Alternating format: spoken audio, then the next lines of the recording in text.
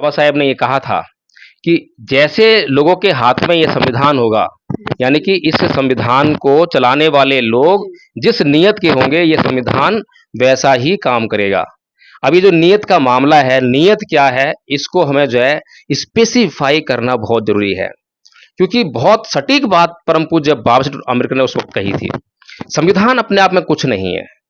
संविधान जो है, it is a book of rules. इसके अंदर रूल लिख दिए हैं, लेकिन रूल को मानने वाले लोग चाहिए। अगर रूल्स को मानने वाले लोग नहीं होंगे तो संविधान जो है एक कागज की किताब मात्र बनकर रह जाएगा। अब मानना नहीं मानना जो है व्यक्ति के चित्त से निर्धारित होता है। जैसा व्यक्ति का चित्त होगा वैसा ही वो उसका आचरण करेगा। अगर चित्त में जो है प्रदूषण भरा पड़ा है, रूल्स को अवॉइड करने की जो है प्रवृत्ति भरी पड़ी है, तो वो कभी भी जो है उसका सम्मान नहीं कर सकता, वो लगातार उसका अपमान ही करेगा। इसलिए बाबा साहब बहुत सटीकता से कहते हैं।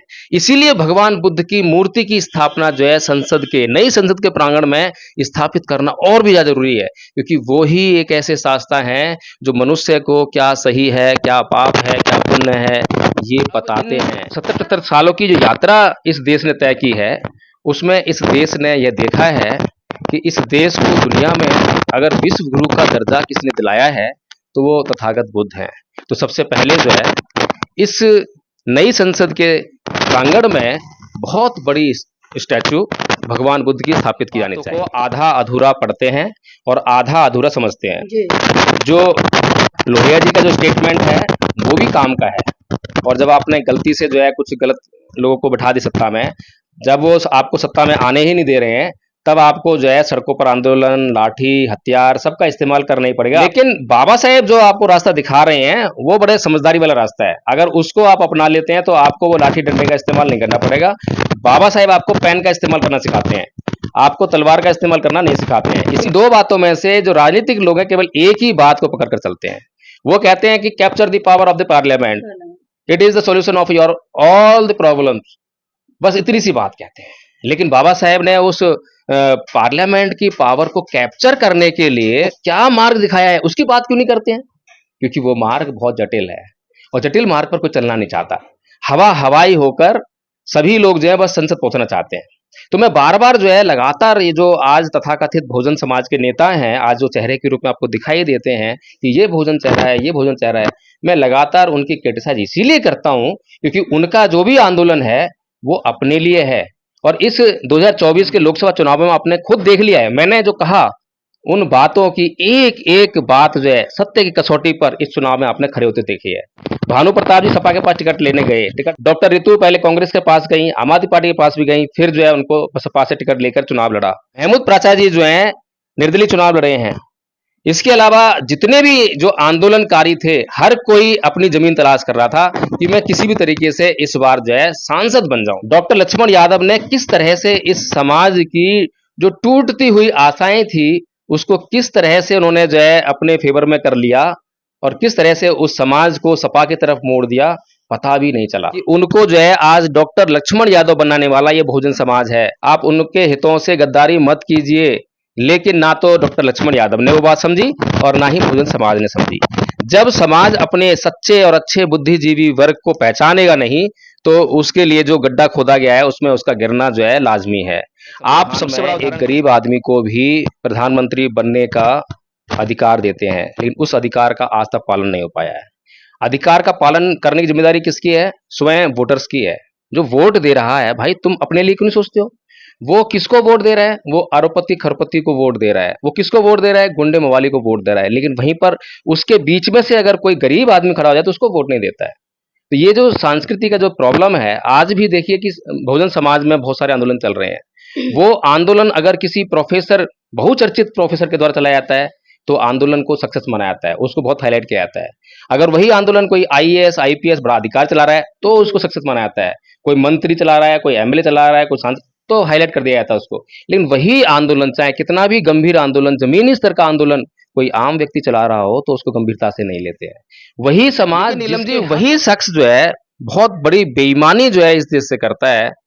पूरे जीवन भर अहिंसा अहिंसा और अहिंसा, अपना पूरा जीवन अहिंसा जी रहा है, लेकिन अंतिम समय में जब मरने का समय आया तो हे राम, मैं जानना चाहता हूं कि राम ने जो है अपनी पूरी जिंदगी में ऐसा कौन सा काम जो है अहिंसा से किया जिसके कारण महात्मा गांधी हे राम कहकर मरते हैं। और वास्तव में वो सच्चे देशभक्त होते तो निश्चित तौर पर वो हे बुद्ध, हे महावीर कहकर ही मरते, क्योंकि अहिंसा के लिए अगर पूरी दुनिया में कोई जाना जाता है तो बुद्ध और महावीर से बढ़कर कौन जाना जाता है।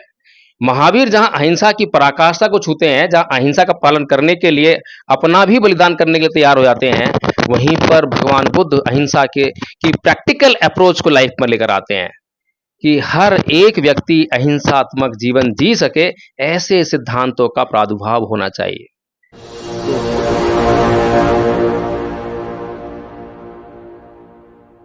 नमस्कार, आप देख रहे हैं एनबी न्यूज 24x7 नीलम बोध के साथ। साथियों, सोशल मीडिया पर एक खबर बहुत तेजी से फैल रही है। जिस दिन से मेन स्ट्रीम मीडिया पर देखा कि पुरानी संसद में से परम पूज्य बाबा साहब की मूर्ति, राष्ट्रपिता ज्योतिबा फूले जी की मूर्ति, महात्मा गांधी की मूर्ति और छत्रपति साहू जी महाराज जी की मूर्ति हटाई गई है, तब से बहुजन समाज के लोगों में कहीं ना कहीं आक्रोश है और बहुजन समाज के तमाम नेता इसको लेकर आक्रोश प्रदर्शन कर रहे हैं और कहीं ना कहीं ये भी दावा कर रहे हैं कि अगर किसी और विचारधारा के खिलाफ या अन्य किसी व्यक्ति के खिलाफ कुछ कह दिया जाए तो लोगों की भावना बहुत जल्दी से आहत हो जाती है। लेकिन जब विश्व रत्न परम पूज्य बाबा साहब की मूर्ति संसद से हटाई जाती है तो कहीं ना कहीं इस देश के लोगों को या जो सत्ताधारी लोग हैं उनको एक ख्याल रखना चाहिए कि इस देश में एक बहुत बड़ा तबका ऐसा है जो परम पूज्य बाबा साहब का अनुयायी है, उनका मान सम्मान करता है और उनको आदर्श के तौर पर मानता है।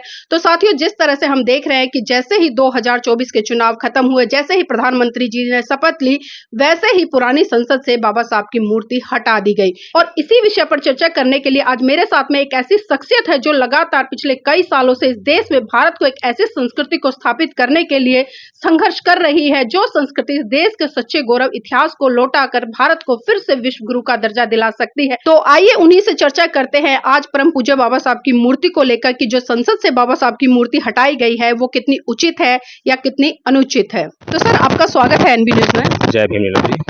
वकील साहब, जिस तरह से हम देख रहे हैं कि आप लगातार सांस्कृतिक परिवर्तन की बात करते हैं और सांस्कृतिक परिवर्तन के तहत आप लोगों में एक नई क्रांति का संचार भी कर रहे हैं, लेकिन अभी वर्तमान में जिस तरह से सत्ताधारी लोगों ने पुरानी संसद से बाबा साहब की मूर्ति हटाई, तो इसको सर किस तरह से देखते हैं आप? देखिए, ये जो पुरानी संसद जो है, ऐसा नहीं है कि उसका जो ढांचा है उसको डेमोलिश कर दिया जाएगा या उसको ख़त्म कर दिया जाएगा। तो मैं इसको इस तरह से देखता हूँ कि ये एक सरकार का नकारात्मक कदम है, बहुत ही घृणित मानसिकता के साथ में उठाया गया कदम है। परम पूज्य बाबा साहब डॉक्टर भीमराव अंबेडकर की जो मूर्तियाँ हैं वो इस देश में लगाई जाती हैं, हटाई नहीं जाती हैं। थोड़ा बहुत स्थान अगर इधर से उधर चेंज करना पड़ जाए तो अलग बात है, लेकिन कहीं पर भी जो स्थान इस देश में परम पूज्य बाबा साहब डॉक्टर भीमराव अंबेडकर को मिल गया तो वो ऐसे ही नहीं मिला है। उसके पीछे उस महान शख्सियत का बहुत लंबा संघर्ष है, बहुत बड़ा त्याग और बलिदान है। उसके बाद उस महान शख्सियत को ये स्थान इस देश में मिला है। तो पुरानी संसद में जो कि अब उसको जो है एक म्यूजियम के तौर पर जो है सरकार काम में लेकर आने वाली है, तो वहाँ पर जो है परम पूज्य बाबा अम्बेडकर की जो मूर्ति है वो बहुत ही उपयुक्तता के साथ में वहाँ पर देखी जानी चाहिए थी। वहाँ पर जितने भी लोग उस म्यूजियम में आते तो उनको जो है पता लगता है कि ये जो महान शख्सियत जिसकी मूर्ति लगी है, इसके काम क्या है इस देश के लिए, इस देश के लिए क्या किया है उसने। तो इसलिए नीलम जी, एक घृणित मानसिकता के साथ में सरकार ने यह कदम उठाया है और अब बहुजन समाज के लोगों को डबल मांग करनी चाहिए। डबल क्या, वैसे तो विशुद्ध रूप से ये मांग करनी चाहिए, उचित मांग है कि जो मूर्ति जहाँ पर लगी थी उसको वहाँ पर पुनर्स्थापित किया जाए। पहली मांग ये होनी चाहिए जी। या उसका जो मुख्य द्वार है पुरानी संसद का जो है उस पर उसको स्थापित किया जाए, तो ताकि जो लोग भी वहाँ से एंट्री करें, पहली दृष्टि जो है परम पूज्य बाबा साहब अम्बेडकर के ऊपर उनकी पड़नी चाहिए, उनकी मूर्ति पड़नी चाहिए। दूसरी मांग मेरी नीलम जी ये है कि जो नई संसद है, नई संसद बहुत महत्वपूर्ण है। नई संसद की स्थापना तक इस देश ने लंबी यात्रा से जो है गुजर कर आया है। ये देश उसने बहुत से चेहरों को देखा है, अपने इतिहास में झांक कर भी देखा है। जो चीजें इतिहास में छुप गई थी वो भी निकलकर बाहर आई और एक अवलोकन करने का मौका मिला है। इन 70-75 सालों में इस देश को कौन महानतम शख्सियत है इस बात को जानने का भी मौका मिला है। अब ऐसा समय नहीं है कि जो 1950 के समय था, 1947 के समय था कि उस समय जो कांग्रेस ने कह दिया बस वही बात चलती थी, वही सब लोग जो है उसको फॉलो करने जाते थे। अंधभक्ति एक तरह से जो है कांग्रेस के प्रति जो है लोगों की थी, कि वो आज़ादी के आंदोलन को लीड कर रही थी। लेकिन अब इन 70-75 सालों की जो यात्रा इस देश ने तय की है, उसमें इस देश ने यह देखा है कि इस देश को दुनिया में अगर विश्व गुरु का दर्जा किसने दिलाया है, तो वो तथागत बुद्ध हैं। तो सबसे पहले जो है इस नई संसद के प्रांगण में बहुत बड़ी स्टैचू भगवान बुद्ध की स्थापित की जानी चाहिए। अब कुछ लोग जो है उनको धर्म से जोड़कर देखेंगे कि भई ये तो धार्मिक गुरु हैं, धर्म के शास्ता हैं, अगर इनकी लगाओगे तो फिर जो है और धर्मों की मूर्ति भी लगेंगी। लेकिन मैं ये बता दूं कि भगवान बुद्ध का इन संप्रदायों से, जिनको ये लोग धर्म कहते हैं, अधर्म के नाम पर धर्म का ये नाम लेते हैं, भगवान बुद्ध का एकमात्र ऐसा रास्ता है जो किसी संप्रदाय के लिए नहीं है, किसी वर्ग के लिए नहीं है, किसी जाति के लिए नहीं है। यदि विश्व का जो है कोई भी अपने आप को जो रिलीजन कहते हैं, धर्म कहते हैं, संप्रदाय कहते हैं, अगर वो अपने नियमों को भगवान बुद्ध के समकक्ष बैठाकर दिखा दे, या ये बता दे कि जो उनके नियम है वो प्राकृतिक हैं, प्रकृति से निकाले हुए नियम के समान हैं, तो मैं ये बात मानने के लिए तैयार हो सकता हूँ। लेकिन नीलम जी, मैं बता दूं कि बाबा साहब डॉक्टर भीमराव अम्बेडकर की एक स्टेटमेंट थी जो कि संसद में उन्होंने दी, जब उनसे ये पूछा गया कि ये संविधान जो है कैसा है। बाबा साहब ने ये कहा था कि जैसे लोगों के हाथ में ये संविधान होगा, यानी कि इस संविधान को चलाने वाले लोग जिस नीयत के होंगे, ये संविधान वैसा ही काम करेगा। अब ये जो नीयत का मामला है, नीयत क्या है, इसको हमें जो है स्पेसिफाई करना बहुत जरूरी है, क्योंकि बहुत सटीक बात परम पूज्य बाबा साहब अम्बेडकर ने उस वक्त कही थी। संविधान अपने आप में कुछ नहीं है। संविधान जो है it is a book of rules, इसके अंदर रूल लिख दिए हैं, लेकिन रूल को मानने वाले लोग चाहिए। अगर रूल्स को मानने वाले लोग नहीं होंगे तो संविधान जो है एक कागज की किताब मात्र बनकर रह जाएगा। अब मानना नहीं मानना जो है व्यक्ति के चित्त से निर्धारित होता है। जैसा व्यक्ति का चित्त होगा वैसा ही वो उसका आचरण करेगा। अगर चित्त में जो है प्रदूषण भरा पड़ा है, रूल्स को अवॉइड करने की जो है प्रवृत्ति भरी पड़ी है, तो वो कभी भी जो है उसका सम्मान नहीं कर सकता, वो लगातार उसका अपमान ही करेगा। इसलिए बाबा साहब बहुत सटीकता से कहते हैं। इसीलिए भगवान बुद्ध की मूर्ति की स्थापना जो है संसद के, नई संसद के प्रांगण में स्थापित करना और भी ज्यादा जरूरी है, क्योंकि वो ही एक ऐसे शास्त्र हैं जो मनुष्य को क्या सही है, क्या पाप है, क्या पुण्य है, ये बताते हैं। सर, आप बुद्ध की मूर्ति की बात कर रहे हैं कि नई संसद भवन में महाकारुणिक तथागत बुद्ध की प्रतिमा है, उसकी स्थापना होनी चाहिए, और दूसरी तरफ बाबा साहब की बात करें, और अगर हम देखें वर्तमान में जिस तरह से पुरानी संसद से बाबा साहब की मूर्ति हटा दी गई है, गांधी जी की मूर्ति हटा दी गई है, छत्रपति साहू जी की मूर्ति हटा दी गई है, और यहाँ तक कि राष्ट्रपिता ज्योतिबा फूले जी की मूर्ति है। मतलब चारों का अगर हम बात करें, इस देश में काफी बड़ा एक तरह से सामाजिक क्रांति इन लोगों ने जगाई है इस देश में। लेकिन आखिर ऐसी क्या विडंबना है, या क्या मजबूरी है, या क्या डर है इन तीनों चारों नेताओं से कि आज की जो सत्ताधारी सरकार है वो इतनी घबरा गई कि पुरानी संसद में भी इन लोगों को मतलब देख नहीं पा रही इनकी मूर्तियों को।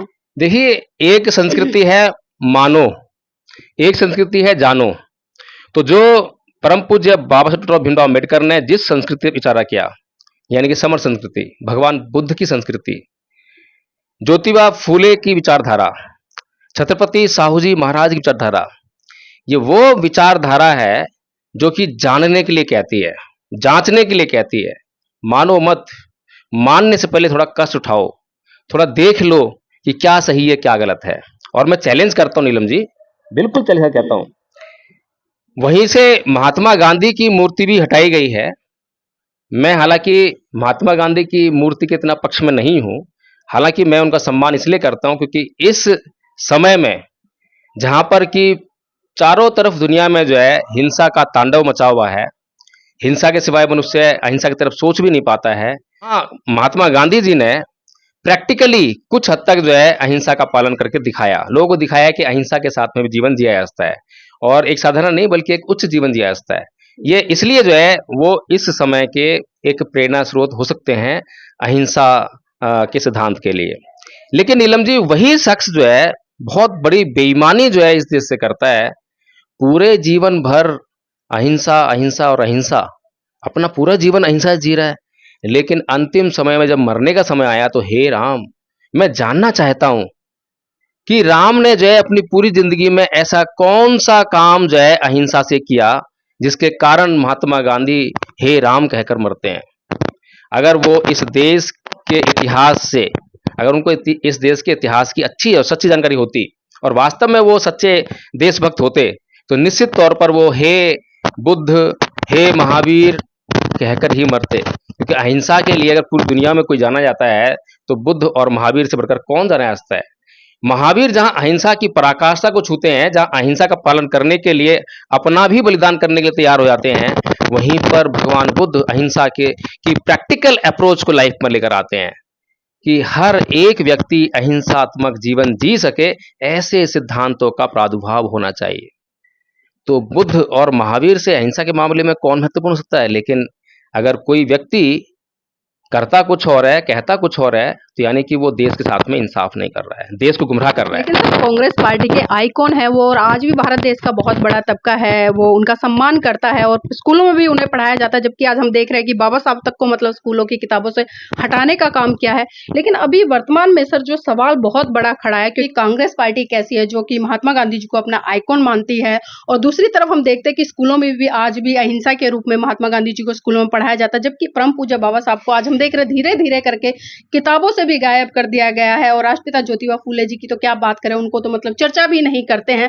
लेकिन सर सवाल ये खड़ा होता है, अभी हम देख रहे हैं कि कांग्रेस की तरफ से भी मतलब प्रेस जारी एक रिलीज हो रही है अभी 20 तारीख को, जिसमें कि वो कह रहे हैं कि आने वाली 26 तारीख को हम मतलब बड़ा आंदोलन करने जा रहे हैं, जिसमें कि डॉक्टर उदित राज हैं और आम आदमी पार्टी के पूर्व समाज कल्याण मंत्री राजेंद्र पाल गौतम जी हैं। उन्होंने भी आह्वान किया है कि 26 तारीख को मिलकर ये दोनों जंतर मंतर पर बड़ा आंदोलन करेंगे कि जो राष्ट्रपति भवन है पुराने वाला, उसमें महात्मा गांधी जी की और बाबा साहब की मूर्ति दोबारा से स्थापित की जाए। तो सर क्या लगता है कि इस तरह के आंदोलन करने से, क्योंकि हमने देखा कि जब नया संसद भवन बन रहा था उस समय भी काफी बहुजन आंदोलनों ने डिमांड करी कि नए संसद भवन में बाबा साहब की मूर्ति की स्थापना होनी चाहिए। तो क्या लगता है इन आंदोलनों से मूर्तियों की स्थापना हो जाएगी या फिर आंदोलन 2-4 दिन होकर वहीं के वहीं दब जाएंगे? देखिए नीलम जी, मैं बार बार ये बात कहता रहा हूं, लेकिन समस्या ये है कि इस देश के लोगों के जो संस्कृति है, संस्कृति मतलब जो उनके सोचने का ढंग है, वो बड़ा अजीब है। परम पूज्य बाबा साहब अम्बेडकर जो है संविधान में एक गरीब आदमी को भी प्रधानमंत्री बनने का अधिकार देते हैं, लेकिन उस अधिकार का आज तक पालन नहीं हो पाया है। अधिकार का पालन करने की जिम्मेदारी किसकी है? स्वयं वोटर्स की है। जो वोट दे रहा है, भाई तुम अपने लिए क्यों नहीं सोचते हो? वो किसको वोट दे रहा है? वो आरोपति खरपति को वोट दे रहा है। वो किसको वोट दे रहा है? गुंडे मवाली को वोट दे रहा है। लेकिन वहीं पर उसके बीच में से अगर कोई गरीब आदमी खड़ा हो जाए तो उसको वोट नहीं देता है। तो ये जो संस्कृति का जो प्रॉब्लम है, आज भी देखिए कि बहुजन समाज में बहुत सारे आंदोलन चल रहे हैं। वो आंदोलन अगर किसी प्रोफेसर, बहुचर्चित प्रोफेसर के द्वारा चलाया जाता है तो आंदोलन को सक्सेस माना जाता है, उसको बहुत हाईलाइट किया जाता है। अगर वही आंदोलन कोई आईएएस आईपीएस बड़ा अधिकार चला रहा है तो उसको सक्सेस माना जाता है।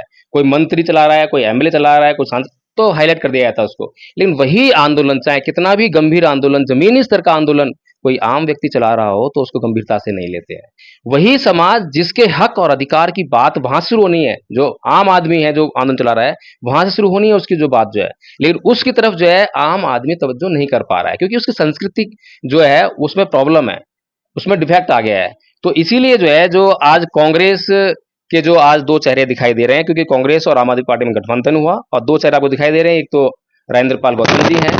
बहुत से लोगों ने 22 प्रतिज्ञा के आधार पर ये देखा होगा। अभी हम नागपुर में गए थे तो लोग कह रहे थे उन्होंने त्याग पत्र दे दिया आम आदमी पार्टी से। त्याग पत्र नहीं दिया है, बल्कि जो है अब गठबंधन हो गया है और कांग्रेस और आम आदमी गठबंधन है। तो एक तरफ उदित राज जो है दलितों का चेहरा, एक तरफ जो है ये राजेंद्र पाल गौतम जी दलितों का चेहरा। अब दोनों की समाज में क्या भूमिका है? अब ये दोनों जो समाज में जो भी आंदोलन करेंगे, उसमें जो समाज इकट्ठा होगा, उस समाज को, इकट्ठा हुए समाज को वो किस दिशा में लेकर जाएंगे? लेकिन बार बार समझाने के बाद भी बड़ी समस्या ये है नीलम जी। एक बात तो ये होगी कि किस दिशा में लेकर जाएंगे। दूसरी बात जो आप पूछ रही हैं कि क्या ये आंदोलन सफल हो पाएंगे, क्या आंदोलन होने चाहिए या नहीं होने चाहिए, तो मैं बार बार कह चुका हूं, लोहिया जी का जो स्टेटमेंट है उसको बार बार जो है सड़क का आंदोलन करने वाले लोग जो है दोहराते हैं। जब जब सड़कें सुनसान हो जाती हैं तो संसद आवारा हो जाती है। और बाबा साहेब जो है आपको वोट का अधिकार देकर ये कहते हैं कि जब जब संसद आवारा हो तो आप वोट की ताकत से जो उसके आवारापन को दूर कीजिए। दोनों बातों में बड़ा फर्क है। एक जो है ऐसा अधिकार है आपके हाथ में, एक ऐसी ताकत है जिससे आपको कभी संघर्ष नहीं करना पड़ेगा, जिससे आपको लड़ाई झगड़ा नहीं करना पड़ेगा, जिससे आपको सड़क पर उतरकर आंदोलन नहीं करना पड़ेगा। दूसरी तरफ वो है कि आप जो है पूरे 5 साल जो है आराम से सोते हैं, चादर तान कर मस्ती करते हैं, खूब अपनी ज़िंदगी को एंजॉय करते हैं, और 5वें साल में आपको पता लगता है कि आपके जो है हक अधिकार छीने जाने वाले हैं और अब तो कुछ बचा ही नहीं है। अब आप अपने अधिकार का प्रयोग भी नहीं कर सकते हैं। तो उसके बाद जो है आपको मजबूरी में फिर संसद क्या नाम है सड़कों पर उतरना पड़ता है। तो ये जो सड़कों पर जो आंदोलन है ये मजबूरी का आंदोलन है, जब कुछ नहीं रहा था। तो अब जो है हालात इतने बिगड़ चुके हैं कि लोगों ने जो है अपने ही वोट की ताकत से मनुवादियों को सत्ता में बिठा दिया। और ये मनुवादी सरकारें, इनकी सोच क्या है, इनकी दिमाग में मनुस्मृति बैठी हुई है, मनुस्मृति के कानून बैठे हुए हैं, उनको लगातार किस तरह से इस देश पे लागू किया जाए वो लगातार षड्यंत्रस्त रहते हैं, उसकी प्लानिंग करते रहते हैं। तो अब जो है बहुजन समाज के पास सिवाय सड़कों पर आंदोलन करने के अलावा रह क्या गया है। लेकिन सर आपको नहीं लगता है, चाहे हम साहब मान्यवर काशीराम जी की बात करें, बाबा साहब की बात करें, तमाम बहुजन समाज से आने वाले वो बुद्धिजीवी नेता जो आज वर्तमान में हमारे बीच में नहीं है, उन्होंने कभी भी मतलब इस तरह के आंदोलन करने के लिए लोगों को प्रेरित नहीं किया, बल्कि सही दिशा में वोट का इस्तेमाल करके संसद के पर कब्जा करने के लिए कहा। क्योंकि जब संसद में जाएंगे तो स्वाभाविक सी बात है, सारे निर्णय उनके कंट्रोल में होंगे, सारी चीजों पे उनका एक तरह से वर्चस्व रहेगा। और जिस तरह से हम देख रहे हैं, नई संसद बनी, बाबा साहब की मूर्ति नहीं लगाई गई, बहुजन समाज के लोगों ने बड़े बड़े आंदोलन किए, लेकिन उसके बावजूद भी वो आंदोलन जीरो के जीरो मतलब एक तरह से विफल ही रहे। तो क्या लगता है कि लोगों को सत्ता की तरफ बढ़कर, सत्ता की तरफ जाकर संसद में कब्जा करने की जरूरत नहीं है? क्योंकि 2024 का भी परिणाम रहा है, बहुत ही दयनीय स्थिति है बहुजन समाज के लोग। तो सर इस दिशा में क्या कहना चाहेंगे? देखिए नीलम जी, दोनों बातें हैं। हम बातों को आधा अधूरा पढ़ते हैं और आधा अधूरा समझते हैं। जी। जो लोहिया जी का जो स्टेटमेंट है वो भी काम का है, ऐसा नहीं है कि उस बिल्कुल ही बेकार हो। अब जब आप वोट का अधिकार का इस्तेमाल नहीं कर पा रहे हैं, जब आप कैडराइज नहीं हैं और जब आपने गलती से जो है कुछ गलत लोगों को बिठा दी सत्ता में, जब वो आपको सत्ता में आने ही नहीं दे रहे हैं, तब आपको जो है सड़कों पर आंदोलन, लाठी, हथियार सबका इस्तेमाल करना ही पड़ेगा अपने अपने अधिकारों को वापस लेने के लिए। तो लेकिन बाबा साहेब जो आपको रास्ता दिखा रहे हैं वो बड़े समझदारी वाला रास्ता है। अगर उसको आप अपना लेते हैं तो आपको वो लाठी डंडे का इस्तेमाल नहीं करना पड़ेगा। बाबा साहेब आपको पेन का इस्तेमाल करना सिखाते हैं, आपको तलवार का इस्तेमाल करना नहीं सिखाते हैं। इसी प्रकार से जो बाबा साहेब ने 2 स्टेटमेंट कही, 2 बातें कही, लेकिन 2 बातों में से जो राजनीतिक लोग हैं केवल एक ही बात को पकड़ कर चलते हैं। वो कहते हैं कि capture the power of the parliament, it is the solution of your all the problems. बस इतनी सी बात कहते हैं। लेकिन बाबा साहेब ने उस पार्लियामेंट की पावर को कैप्चर करने के लिए, पार्लियामेंट में जाने के लिए, संसद भवन में जाने के लिए आपको क्या मार्ग दिखाया है उसकी बात क्यों नहीं करते हैं? क्योंकि वो मार्ग बहुत जटिल है और जटिल मार्ग पर कोई चलना नहीं चाहता। हवाई होकर सभी लोग जो है बस संसद पहुंचना चाहते हैं। तो मैं बार बार जो है लगातार ये जो आज तथाकथित बहुजन समाज के नेता हैं, आज जो चेहरे के रूप में आपको दिखाई देते हैं कि ये बहुजन चेहरा है, ये बहुजन चेहरा है, मैं लगातार उनकी क्रिटिसाइज इसीलिए करता हूं क्योंकि उनका जो भी आंदोलन है वो अपने लिए है। और इस 2024 के लोकसभा चुनाव में आपने खुद देख लिया है, मैंने जो कहा, लगातार वीडियोज बनाए, लगातार बातें करी, उन बातों की एक एक बात जो है सत्य की कसौटी पर इस चुनाव में आपने खड़े होते देखे है। भानु प्रताप जी सपा के पास टिकट लेने गए, टिकट मिल भी गया, बाद में कैंसिल कर दिया। डॉक्टर रितु पहले कांग्रेस के पास गई, आम आदमी पार्टी के पास भी गई, फिर जो है उनको सपा से टिकट लेकर चुनाव लड़ा, जो कि ये कहती थी कि मैं राजनीति करने के लिए आंदोलन नहीं कर रही हूँ, ये मेरी नौकरी का मामला नहीं है, समाज का मामला है। अब कहाँ है वो आंदोलन? ये सोचने वाली बात है। अहमद प्राचार्य जी जो है निर्दलीय चुनाव लड़े हैं। इसके अलावा जितने भी जो आंदोलनकारी थे, हर कोई अपनी जमीन तलाश कर रहा था कि मैं किसी भी तरीके से इस बार जो है सांसद बन। और सबसे बड़ा उदाहरण जो है इस समाज के लिए बहुत बड़ा सबक देने वाला उदाहरण डॉक्टर लक्ष्मण यादव है। डॉक्टर लक्ष्मण यादव ने किस तरह से इस समाज की जो टूटती हुई आशाएं थी उसको किस तरह से उन्होंने जो है अपने फेवर में कर लिया और किस तरह से उस समाज को सपा की तरफ मोड़ दिया, पता भी नहीं चला। लगातार मैं डॉक्टर लक्ष्मण के विचारों का विश्लेषण कर रहा था और वो विश्लेषण किस लिए कर रहा था? ताकि इस बहुजन समाज को मार्गदर्शन मिले और डॉक्टर लक्ष्मण यादव को भी एक मार्गदर्शन प्राप्त हो कि उनको जो है आज डॉक्टर लक्ष्मण यादव बनाने वाला ये बहुजन समाज है। आप उनके हितों से मत खेलिए, आप उनके हितों से गद्दारी मत कीजिए। लेकिन ना तो डॉक्टर लक्ष्मण यादव ने वो बात समझी और ना ही बहुजन समाज ने समझी। जब समाज अपने सच्चे और अच्छे बुद्धिजीवी वर्ग को पहचानेगा नहीं तो उसके लिए जो गड्ढा खोदा गया है उसमें उसका गिरना जो है लाजमी है। आप सबसे बड़ा उदाहरण देख सकती हैं, मैं कभी भी जो है जो बातें कहता हूं किसी की, मैं किसी का विश्लेषण कर रहा हूं, उस विश्लेषण में किसी आलोचना हो रही है तो मैं कभी ऐसा नहीं है कि जब सामने पड़ जाएंगे तो मैं घबरा जाऊंगा।